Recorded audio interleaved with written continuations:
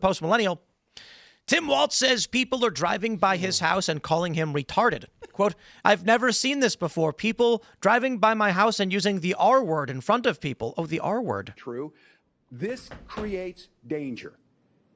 And I'll tell you what, in my time on this, I'd never seen this before. People driving by my house and using the R word in front of people.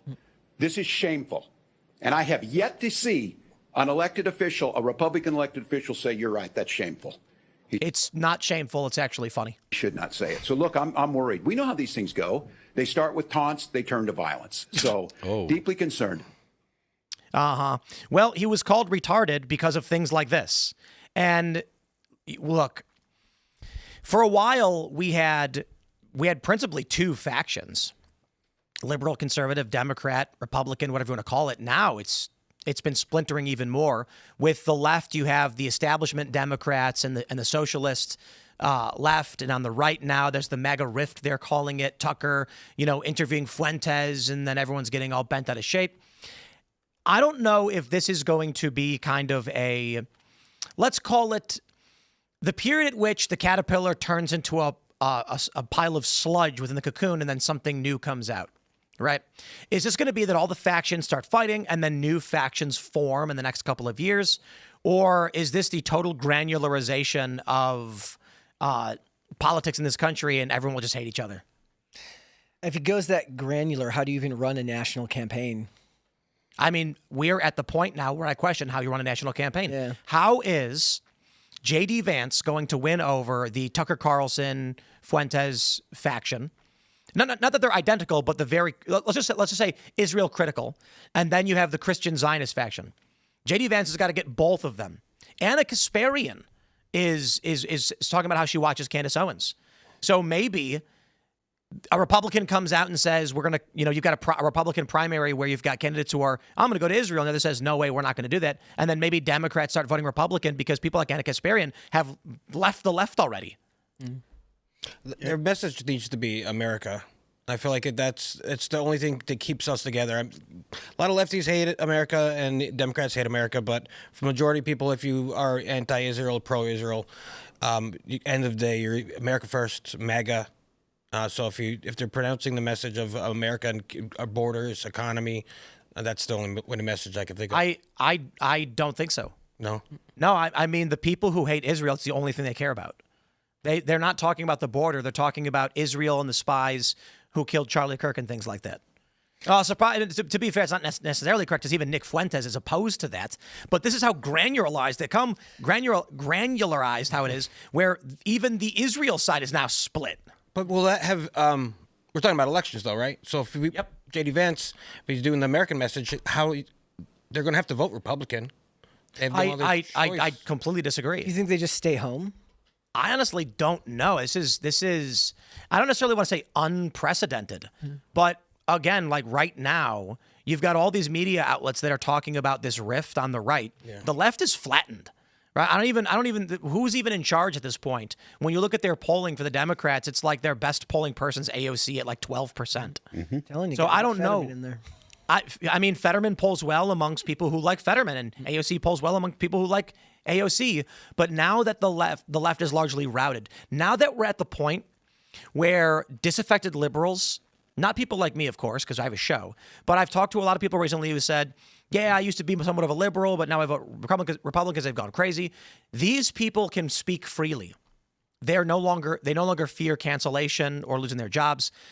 That means this woke beast has been largely defeated. Maybe it still exists, but largely defeated. Now people are looking for what they're for and against again. And the right is now pointing the fingers at each other and breaking apart, much like the left already did. So what does an election look like moving forward? Maybe it's I'm not even playing. We will come to a point where there will be a Republican candidate in the primary. Look at this, Cenk Uygur defending Marjorie Taylor Greene.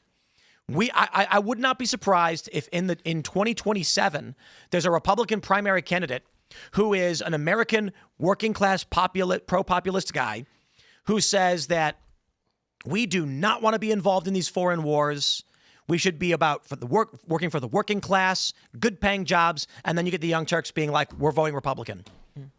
But then at the same time, the Republican primary is also going to have, the pro-Israel neocon who says we need to have a military presence in the Middle East, and your traditional Republicans are voting for that. Yeah. And then this is one of the theories people have been throwing around online. The left gets flattened, Democrats are dead. The Republican Party splits into two parties and becomes Democrat, Republican, or the equivalent of. I think the worst phenomenon that's happening right now is this scapegoating. Just like we mentioned, we got to have an enemy at all times. And as soon as we eradicate this enemy thinking and we think in terms of we can have a discussion with each other, I think that would be positive for all of us. So maybe there will be a day when even somebody like J.D. Vance has a conversation with Nick Fuentes, and maybe they will completely disagree, but at least we get an actual picture of what they agree and what they disagree on. So then for voters, it's going to be easier to identify, oh, this is actually what I like to align myself with more. Because otherwise you're going to have people who just watch Nick Fuentes' show or just listen to the other side.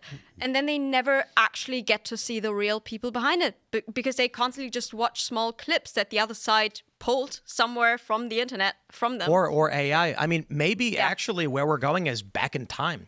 Remember when Hillary Clinton was at that rally in 2015 or whatever, and she used a Southern accent? Yes. The video went viral because they were like, who's she fooling? She's code switching. She's fooling everyone there who doesn't go online, doesn't watch these clips. With AI, people are going to largely distrust a lot of these videos, and then you can never believe anything. Then if you're a politician, you'll go back to the old days where you show up in person and you talk like this, say, listen, you vote for me and I'm going to be there for you. And then you go to New York and say, listen, you talk to me and I got what you need. And then when the video pops up online of you talking with a fake accent, you'll be like, that's fake AI. No, you region specific the clip so you have an AI voice in different accents for wherever the video is being played in. And that's possible. Yeah, I mean, Democrats do that now. You can do that on YouTube. Talking about granularization. I was talking today. I did this clip on Gavin Newsom, who's gathering a bunch of support right now from Hollywood donors, potentially going towards a run in 2028. And it was very funny because at that same time, they're saying, look, we like the way he's pushing back on Trump. He's got to fight back on Trump, which doesn't make any sense because Trump's not going to be running in 2028, but be that what it is. Then Halle Berry comes out and says, no, he can't be president because he's not strong enough on women in menopause. Wait, what? I'm not even like, she's like, he's good on abortion. He's good on families, but he's not good enough on menopause. So this one specific issue is so important to her that she's going to tell however many millions of followers she has on social media that you shouldn't vote for this guy because he doesn't support middle-aged women to the extent that I would like. Halle Berry said that? Halle Berry, yep. Good grief. Wow. Yep. Good grief. I feel like that's so ridiculous that the fact that people know that she said it is a bad thing. Like no one should pay attention. She said it right before he went out on stage. They were at the same event. Good grief. Oh, so you hate women in menopause? Yeah. Yeah, pretty much. I mean, I hate all women generally. Oh, I understand. Specifically. But especially the ones with Equality for the Equality, women. that's right. Yes, we're allowed to. I hate everyone equally. That's right. So, I love that. The world was better back when you assumed that when somebody was being a jerk, that they were just a jerk and being mean just because the person was a dick, not because they hated a specific group. The world was better in a lot of ways back when there was one channel to watch. Mm-hmm. And everyone agreed. But the problem with that thinking is, while it's technically true that we all agree with each other, they were lying to us the whole time about everything. Yeah. And so what it really was that ignorance was bliss. And as long as the broadcast narrator of the state told you what was true, you agreed with it. Now we're in a world where anybody can say whatever they want on any platform and everyone's fighting. I mean, it's why the shows that were popular at that time, because you didn't have that many choices. So certain shows became, appointment television. And with AI content creation and just the amount of content emerging across social media, it's becoming impossible for anybody to have a unified worldview. Yeah. I think Let me tell you, it's not better to just have one channel or just a few channels. Coming from somebody who's from Germany, we pay taxes for the state media, meaning we have actual communist media. And if you watch that, everybody tunes in at 8 p.m. to watch the news in Germany, and it looks communist. It's not entertaining. If you watch Fox News, MSNBC, CNN, even MSNBC, even though it's bad, but it is somewhat entertaining. At least they put on a show. At least they're trying to be intriguing towards the people who are watching. But in Germany, we just watch the news. The news. There's one channel, essentially. You tune in every night at 8 p.m. They have the highest ratings because that's what we pay taxes for. We have to pay taxes for it. Even if you don't have a TV, even if you don't have a radio, you have to pay taxes for it. If you have multiple radios, you have to pay twice or more times than twice. Jeez. So it's pretty intense. And the majority of Germans are actually against it. They do not want to pay these taxes. But the thing is that the government and the parties that are in favor of these media taxes, they will be covered favorably by the media. So it's good for them to promote the state media. Yep. And that's why it's such a communist system. That's why it's increasingly harder for alternative media to get any recognition. This is why now people who are more alternative and support the opposition, they are going on social media. They're going on X.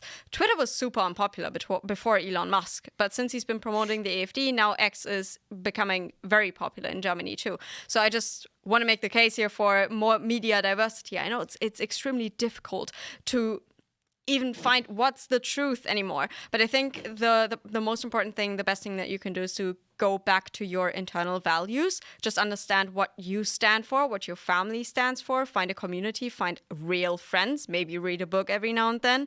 And then you need to go back to what your intuition tells you. And do your research. Is very easy to say. It's hard to do.